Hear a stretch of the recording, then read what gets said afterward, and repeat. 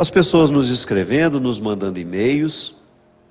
Eu não tenho mais aquela ansiedade que eu tinha, né, há 9 anos atrás, quando nós começávamos o programa.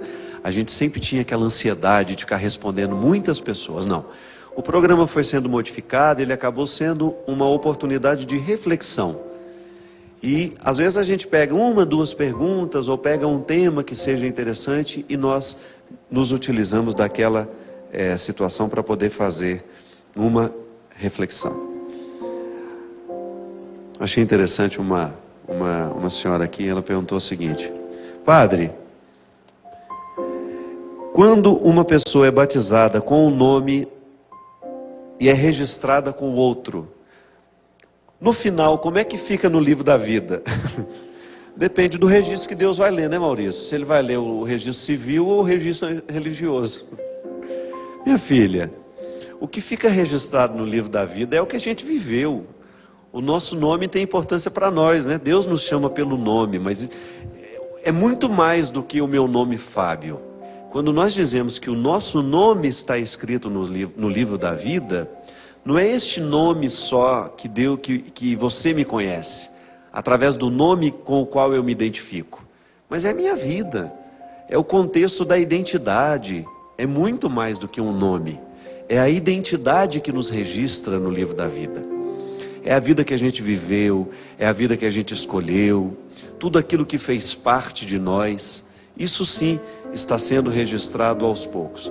Aliás, é muito interessante essa perspectiva, né? Identificar que Deus está nos lendo através do livro da vida.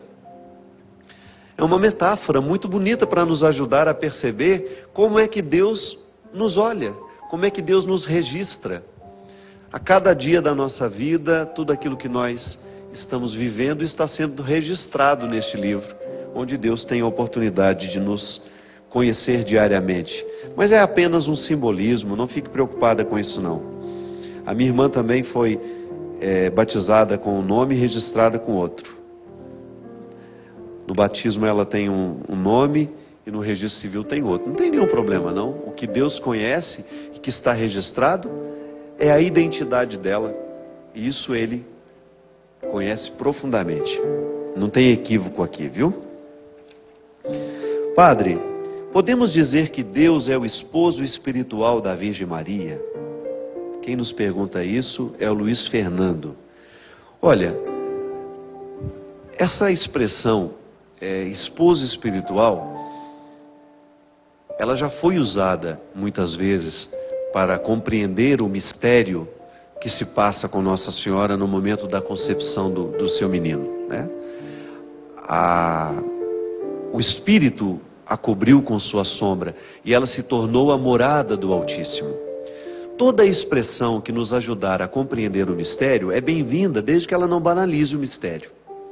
Então, o esposo espiritual, essa expressão faz parte da vida mística, quando todos nós temos o direito de dizer que nós vivemos essa esponsalidade divina, a vida esponsal, esse amor que nos torna esposos e esposos, né?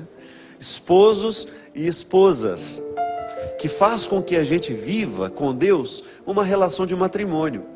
Olha como é interessante, aprofunda o significado da pertença cristã, porque no matrimônio nós somos um do outro, não é isso? O vínculo que você estabelece no matrimônio diz que a partir daquele momento vocês são uma só carne.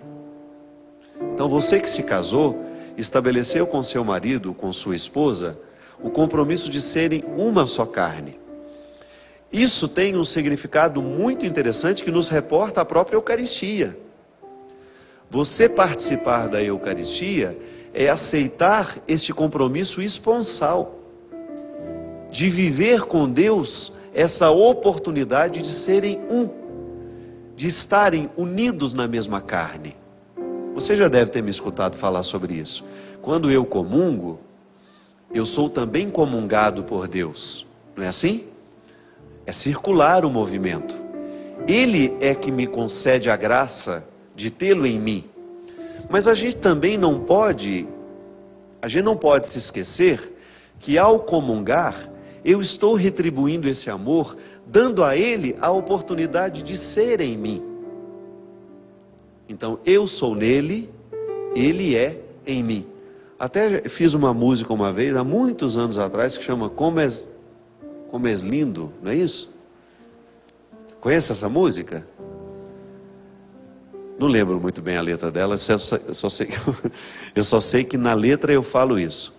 É o mistério de ser nele e ele ser em mim.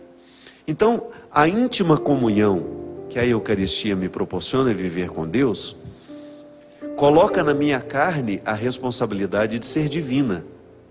A minha carne torna-se divina, porque ela habita o divino. Essa é uma relação esponsal.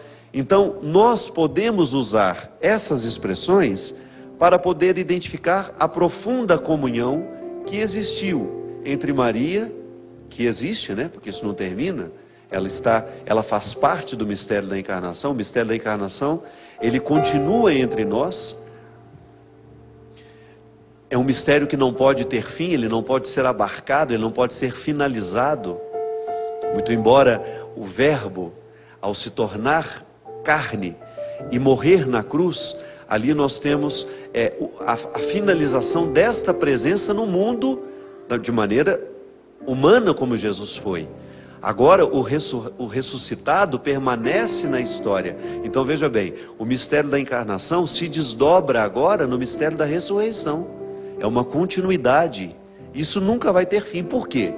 Porque esse mistério me envolve no momento em que eu recebo Cristo em mim, seja através da sua palavra, ou seja através da Eucaristia. Então seremos sempre esposos e esposas deste Cristo, Deus presente entre nós, nos movendo para que cada vez mais a gente tenha condições de tornar a nossa vida um lugar de revelação. É sempre um desafio, fazer com que a nossa história seja a continuidade da história da salvação. Deus ter oportunidade de continuar agindo em nós e através de nós. Então será usar essa expressão esposo espiritual da Virgem não é nenhum problema, só não podemos dizer que essa expressão esgota o significado do que aconteceu com ela, e da mesma maneira como também podemos usar essa expressão a todos nós que queremos viver com responsabilidade o cristianismo.